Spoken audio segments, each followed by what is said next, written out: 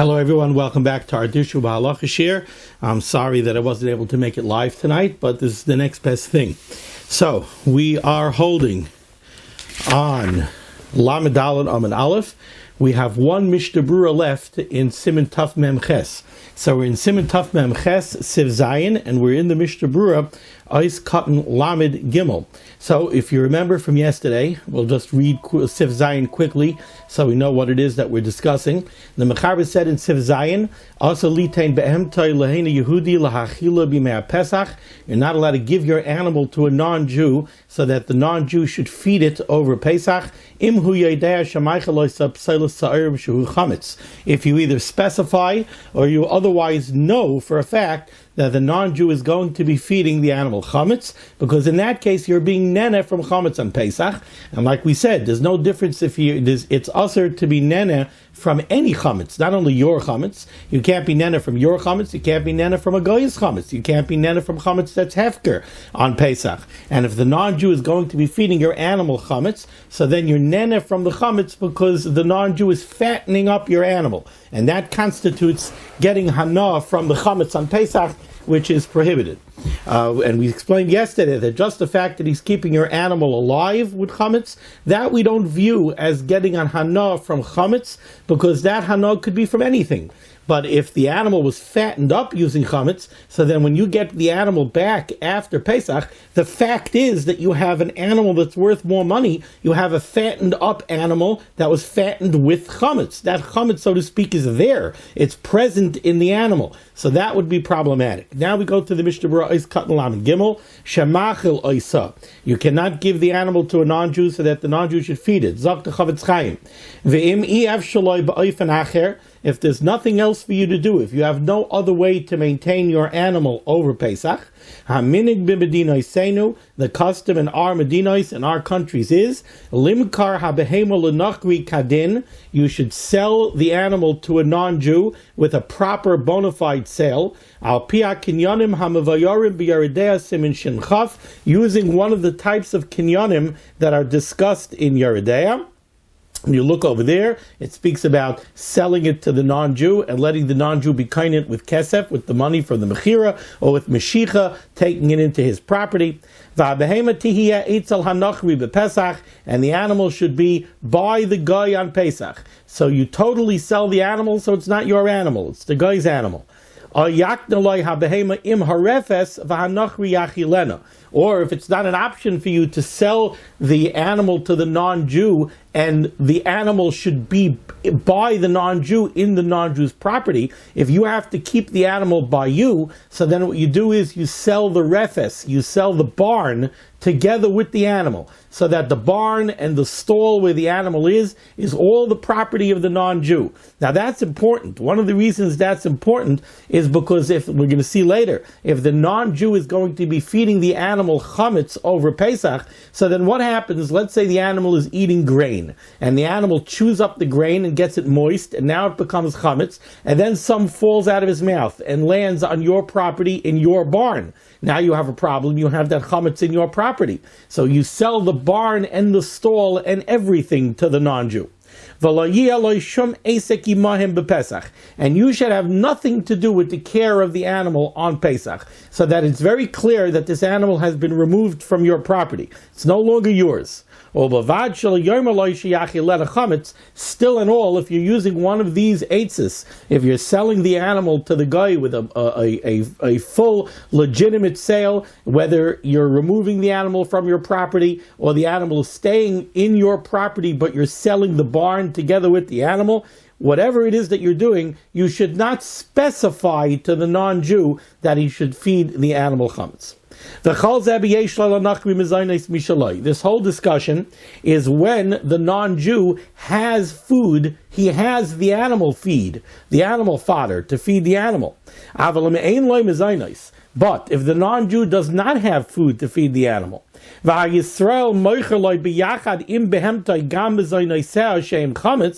what's happening is the Yid is selling his dog to the non-Jew, and he's selling him the puppy chow together with the dog.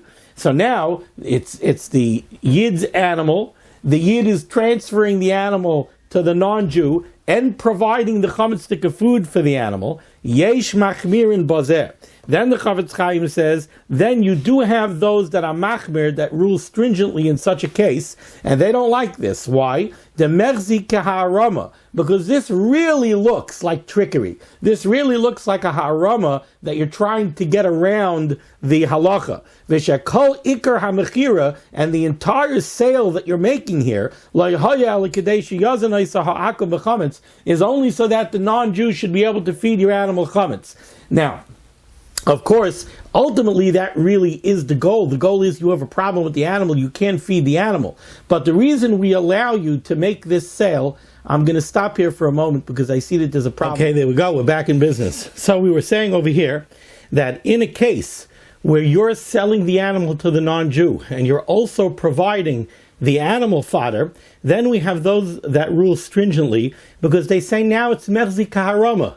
You sold him the animal, you provided the food, so now it becomes very, very clear for all to see that this is all a way of skirting the halacha, and that there are those who don't want to let. The Kosfu, and these opinions right, sheyasu ba'ifin zeh, that if you have such a case where the non-Jew that you're selling the animal to does not have animal fodder, and you have to provide the animal fodder, sheyimkar hamazoynais lenachri acher. What you should do is you should sell the animal to one non-Jew, sell the animal to Tony, sell the animal fodder to Vinny. Now you could act as the middleman, and you go to Tony, who bought the animal, and you tell him, look, I know you're going to need animal fodder. I happen to know that Vinny has animal fodder. So go to Vinny and get animal fodder. The malt that you need to feed the animal, you could go get it by Vinny. That would be okay, because now it's not merzi kaharama. The custom in our Medina says, even if the non-Jew is not going to be feeding the animal chametz gomer, and he's only going to be eating grain, but not real chametz, it's still important that you should sell the barn and the stall together with the animal to the non-Jew, and the non-Jew is the one who feeds the animal. Because if you don't sell the barn to the non-Jew, if you don't sell the animal and the food and the barn to the Nachri, what you're going to have to do is, since you own the barn, you're going to have to provide the non-Jew a small amount of grain at a time, and you're going to have to make sure that he feeds the animal in a dry location. You're going to have to stand over him when the animal is eating, so that if the animal chews up any grain and now it falls out of its mouth, right away you're going to have to go grab it to be mevayer it before it could become chametz, lest it become a chametz from the animal's saliva. So again, it's very important. You got to sell the barn, sell the stall. As far as the milk of an animal that ate chametz, we know that the milk is produced by the cow or by the goat, or whatever kind of animal that produces milk. The milk is produced from the food that it eats. Is there a problem if an animal eats chametz? Now we're going to look at the milk and consider the milk a chametz product. Afilu hi shal nachri, even if it's an animal of a non-Jew, nechleku achrayim bazer. We find a difference of opinion amongst the achrayim when it comes to this question. The Pri Megadim rules that if 24 hours have passed from the time the animal ate chametz until the milking, it's okay. Others are more lenient, Yeshua's Yaakov, and they rule that even on the same day it's okay. If in the morning and in the evening it ate non-chametz food. So finally we came to the end of this very difficult Siman Taf Mem Ches, and now we turn to Siman Taf Mem Tes. Says the Mechaber, Din chametz shenimtza b'chanus Yisrael, the halacha of chametz that's found in a shop that belongs to a yid, v'hapayalim einam Yehudim, and the workers in the shop are non-Jews. So you have a shop that's owned by a yid, but he has employees who are not yid. Or the other case, let's say you have a non-Jewish establishment, but the employees and the people who frequent the store, they are Yidden. And now you found chametz in this store. Ubay sif echad, and we have one sif. Says the Mechaber. Chanus shel Yisrael. If you have a shop that belongs to a Yid. Umalai. And the inventory, Pirush, Haschera Ukalei Hachanus, the inventory, the goods that are in the store, and the various kalim of the store, the shelves, the buckets, the containers, everything belongs to a Yid. Upayalim hanichnasim lisham einam Yehudim, but the employees who work the store are non-Jews. Chametz shenimtza sham achar haPesach. If you find chametz in that shop after Pesach, asur bahana. That chametz is asur bahana. So what's at work over here? You have a shop that belongs to a Yid. And like the Mishnah Berurah is going to say, the Mishnah Berurah says we're talking about a grocery store. We're talking about a store, says the Mishnah Berurah, that if you take a look at Eis Katan Aleph, we're talking about a grocery store that sells chametz. So they have bread and they have cake and they have danishes and they have cookies and they have crackers. And they also sell wine and they also sell oil. They also sell other things. But it's a store that sells plenty of chametz. So you have a shop, a store that belongs to a Yid. And the inventory belongs to a Yid. Now, you also have workers, employees, and maybe customers who come to the store who are non-Jews. Now, people who work in the store, they might bring their lunch with them. They might bring their afternoon snack with them. Customers who come to the store, also, they might bring cookies for their kids together with them when they come into the store. Now you found chametz in this store after Pesach. What do we say? Do we assume that this chametz is chametz from the store? So it's chametz from the inventory that belonged to the Yid, and now you're finding it after chametz, and it's chametz she'avar alav Pesach, and maybe it's aser bahana. Or do we say, well, wait a second, it's not necessarily from the shop's inventory. Maybe this chametz was brought here by the employees or by the non-Jewish customers. So the Mechaber ruled over here, if the store and the inventory belonged to a Yid, then even if the workers and maybe the customers that come over there are non-Jews, any chametz that's found there is going to be aser bahana. Let's take a look at the Mishnah Berurah Eis Katan Beis. Upayalim hanichnasim l'sham. The employees who come into the store. Hainu lasois malacha. He's talking about the employees who come into the store to do work. The people who stock the shelves. The people who make deliveries. Or these are salespeople who work the aisles in the store and help to sell the inventory. Any chametz that you find there after Pesach, the Mechaber said, Asur Bahana. This chametz is going to be Asur Bahana, says the Mishnah Berurah Eis Katan Gimel. Why is it Asur Bahana? The talinan, because we assume shechametz zeh shalachanushu, that this chametz that you found is from the inventory of the store, v'loimi payalim, and it's not from the employees.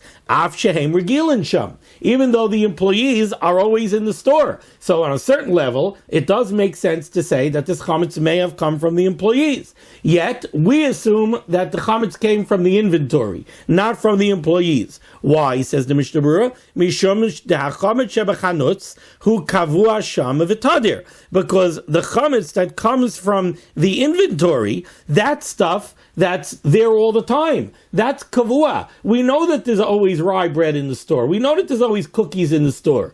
And it's always there from the store's inventory. Now you want to say, oh, you found rye bread. It must be from Vinny the employee. Why must it be from Vinny the employee? The store has rye bread on the shelves all the time. It must be that before Pesach they did Bedika and somehow they missed it. Now, if you take a look in the Sharet Tzion, Eis Katan Aleph, he does make mention the Chavetz Chaim. If you skip down to the second line of the Sharet Tzion, he says, this is when you're talking about a grocery store. But if you're not talking about a grocery store, there's no bread, there's no wine. Rather, it's a store that sells all other kinds of schera. Maybe it's a hardware store. it's a Yiddish hardware store, in that case, bevadai tolinon sha'achametz hazeh mipayalim ushanafal. If a Yid has a hardware store where he sells pots and pans, and now you found a slice of bread after Pesach, then we're not going to assume that it came from the store's inventory. The store's inventory is pots and pans. Then we're going to assume that it came from one of the non-Jewish employees, and then we're going to say it's mutter b'hana. Okay. Continues the Mishnah Berurah in Ois Cotton Gimel. So, Mishum da chametz shebachanosu kavua sham v'tadir. The chametz from the store's inventory is always there. Utvei yesh litloi shenisha shami chametz shaloi shaloi matzah be'es abedika. And therefore it makes much more sense to say that the chametz that you now found after Pesach is from the store's inventory. You made bedika before Pesach, but you failed to find this piece of bread that had fallen on the floor. Upashet the Mayri Shematza Tekef Achar Pesach. Now, the Chavetz Chaim also points out it should be obvious that we're talking about chametz that you found right after Pesach. Be'inyan she'en litloi sha'chametz shalachshav. If you're talking about after Pesach, when the grocery store already restocked with chametz, and now you find a piece of bread on the floor, we're going to say, well, that piece of bread is from the new stock. It's not chametz sha'avar lava Pesach. What we're talking about over here is you have a Yiddish grocery store. They made bedikas chametz before Pesach. Now you came into the store on Motzi Yom Tov, and on Motzi Yom Tov you found a piece of rye bread on the floor. So, okay. So now what is that? That's from the inventory. Somehow you goofed during bedika. Continues the Mechaber. So far we discussed the case where you have a Yiddish store and you have non-Jewish employees and customers who frequent the store. So we said chametz that you find right after Pesach is asur b'hana. We assume it's from the inventory of the store that you failed to find during the bedika, and it's chametz she'avar lava Pesach, so it's asur b'hana. Now the Mechaber goes to the opposite case, on the second line of the Mechaber. Chanos shel eino Yehudi. Let's say you have a shop that belongs to a non-Jew. Umalai shel eino Yehudi. And the inventory belongs to the non-Jew. Upayalim anichnasim l'sham Yisrael. But the employees who work this store are Yiddish employees. Chametz shenimsa sham mutter afilu ba'achila. Chametz that you find after Pesach will be mutter not only b'hana, it's going to be mutter ba'achila. Because we're going to assume, again, that this is chametz from the shop's inventory. We're not going to assume that it's chametz that Ruvain, the guy who stocks the shelves in the Goyish store, dropped a piece of bread before Pesach, and it was there over Pesach. No, we're going to say it came from the store's inventory. Says the Mishnah Berurah, in Ois Cotton Daled, mutter afilu ba'achila. Ritzarna loymar, what the Mechaber means to say is, afilu im hoya hachanus sagur kayamei Pesach. Even if this store was closed all Yom Tov. The lekel mislei shahanokri balachanus hiknisham chametz Pesach. So we know that this chametz was not brought into the Goyish store by the Goyish owner on Pesach. Normally that would be a very, very real thing to assume. Why are we assuming that this chametz came from anywhere else? It's a Goyish store. It was probably opened over Pesach. So you found chametz there after Pesach. Of course you did. The guy was bringing in chametz all Pesach. Says the Chavetz Chaim, the case that the Mechaber is talking about is a different case. A guy has a grocery store in Borough Park. So because he has a grocery store in Borough Park, over Pesach, he closes the store. He knows nobody's buying from him over Pesach. So the store was closed all Yom Tov. Now, after Yom Tov, you came into the store and you found a slice of bread. Now the Mechaber is telling you, even though you know it didn't come here over Pesach by a guy, still it's going to be mutter ba'achila, and we do not assume that it came from a Yiddish employee before Yom Tov, because instead we assume that it's from the shop's inventory from before Yom Tov. And the inventory belongs to a guy. So there's no din of chametz she'avar lava Pesach. So we know that this chametz was in the store from before Pesach. I might have thought שיש לחוש ליטלייס החומץ הנמצא שם, שהוא מהפעלים ישראלים המצויים שם תמיד, you might have thought that there's a reason to worry. Maybe this chametz came from the Yiddish employees who worked the store before Pesach. They dropped a piece of bread on the floor before Pesach. Now it sat in the store all Pesach, and it belongs to a Yid, and it's chametz she'avar lava Pesach. Says the Mechaber, no. Maybe this is stuff that the Yiddish employees left before Pesach. The Mechaber comes to tell me, no, we don't say that. We assume rather that the bread came from the inventory. So in both cases that the Mechaber gave so far, we assume that the chametz that you found came from the inventory. Both lechumra and lekula. In the first case of the Mechaber, we're going l'chumra. We look at it, we say it's a Yiddish store.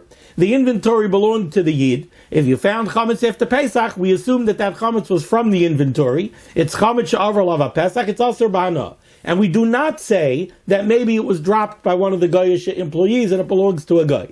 In the second case, the shop belonged to a guy, and the inventory belonged to the guy. Again, we assume that the chametz that you find right after Pesach came from the inventory, so it belonged to the guy. There's no din of chametz she'avar lava Pesach, and that chametz is even mutter ba'achila. And we do not say, hey, maybe one of the Yiddish employees dropped it, and maybe it's chametz she'avar lava Pesach. We don't say that. Continues the Mechaber, Kachi Girsas Rashi. The way we learnt this so far, the way the Mechaber recorded the din, this goes according to Rashi. This is Rashi's text in the Brisa, in the Gemara in Psachim. For Rabbeinu Hai, and also this is the text that Rabbeinu Hai and Goyen had. Ava Rabbeinu Chananel Geris Behepech. But we find that Rabbeinu Chananel had the opposite girsa in the Brisa. Rabbeinu Chananel had a girsa, apparently, where the Brisa says that if the shop belonged to a Yid, then the chametz is going to be mutter. If the shop belonged to a Goy, then the chametz is going to be aser. Sounds funny. Let's see what the Mishnah Berurah says. Ois cotton hey garis behepech. Rabbeinu Chananel had the opposite girsa. Tehu savar, because Rabbeinu Chananel held the talinan yoiser ba'payalim shebetzuyim sham tamid. That rather we assume that the chametz comes from the workers and the guy and the customers who are in the store all the time. Rabbeinu Chananel, according to this first pshat that the Mishnah Berurah is going to tell us in the Rabbeinu Chananel said that what the Bryce is telling you is there are two places the chametz could have come from. The chametz could have come from the store's inventory, or it could have come from the people who work and frequent the store. Rabbeinu Chananel says the Bryce tells you, you know which one you pick. You assume that it was dropped by a person.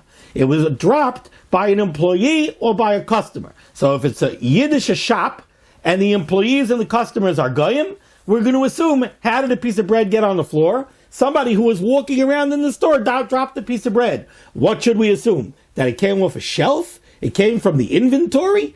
No, that we don't assume. I'm not sure what Rabbeinu Chananel's svara was. Maybe he held that the bags of bread in the store are enclosed bags. How did a piece of bread get on the floor? A piece of bread gets on the floor when a guy is walking in the aisles and he's eating while he's working. But whatever it is, according to this first shot, Rabbeinu Chananel held that's what the Bryce is telling you. However, says the Mishnah Berurah, Ule'inyan Dina, as far as halacha l'maisa, naktinan kedei kamaisa, we follow the girsa of Rashi, the way the Mechaber recorded the halacha to begin with. V'yesha kasvu, there is another pshat in the Rabbeinu Chananel. V'yesha kasvu, there are those that write the loy pligi klal, that really the girsa of Rashi and the girsa of Rabbeinu Chananel are not arguing at all. They're just talking about two different cases. This second girsa that says that if the shop belongs to a Yid, then the chametz is mutter, that's only in a different case.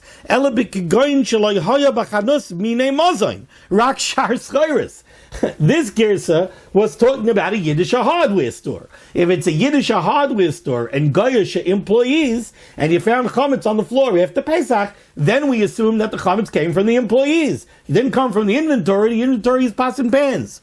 But if it was a grocery store, the second girsa would also agree that you go after the inventory of the store. Because the inventory is always there.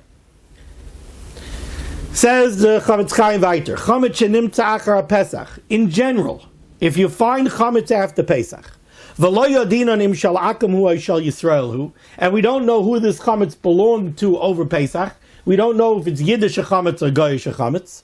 Yesh deis bein achrayim, there's a difference of opinion amongst the achrayim. Yesh shekasvu the mutter b'hana v'aser b'achila. You have those who hold that such chametz is mutter b'hana, but it's aser b'achila. That's the Bach, the Makar Chaim, the Magen Avram. So again, we have chametz after Pesach. We just don't know. We have a suffix. Was this chametz that belonged to a Yid or to a guy? We just don't know. So this shita says, okay, such chametz is mutter b'hana, but aser b'achila. V'yesh mekilim, there are those that rule even more leniently. V'ayimim degam ba'achila mutter, and they hold that no, it's mamish mutter even ba'achila. That's the Chayk Yaakov. The Sharatzian says the Taz is mashma that way. And the reason would be Kishar Sveika de Rabbanon de Lekula Azlinon. Whenever we have a suffix de Rabbanon, we usually rule Lekula. So over here, it's a suffix de Rabbanon. If the chametz belonged to a Yid, it's also de Rabbanon. Chametz Sharvalav Pesach. It belonged to a guy, then it's mutter. So this is a suffix, we don't know, we go Lekula. If we're talking about a locale where most of the people are Yisraelim, Aser Bahana, then the Chavetz Chaim says this chametz would be Aser Bahana. The Vadam Yisrael Nafal. Because we would say, we go Basar Roiv, and we would say the chametz fell from a Yid. The Chol Zekishin Imtza Miyad Achar Pesach, this whole discussion is only germane when you found the chametz right after Pesach. Oisha Pas Yoshan, or you could tell that it's old bread. She'ef Shaloimer Shenefa Achar Pesach, so you know it wasn't something that was freshly baked after Pesach. I always get a kick out of the people who walk into a Yiddish bakery the day after Pesach and they pick up a loaf of bread and they ask the person behind the counter, is it fresh? But if you find chametz after Pesach and it's reasonable to assume that it's fresh merchandise and it fell after Pesach, then you can even eat it. Because it makes more sense to say that you found bread, it's fresh bread from after Pesach. Rather than assuming that it's Yiddish chametz that fell from a Yid a week ago, before Pesach. Why would it still be laying here?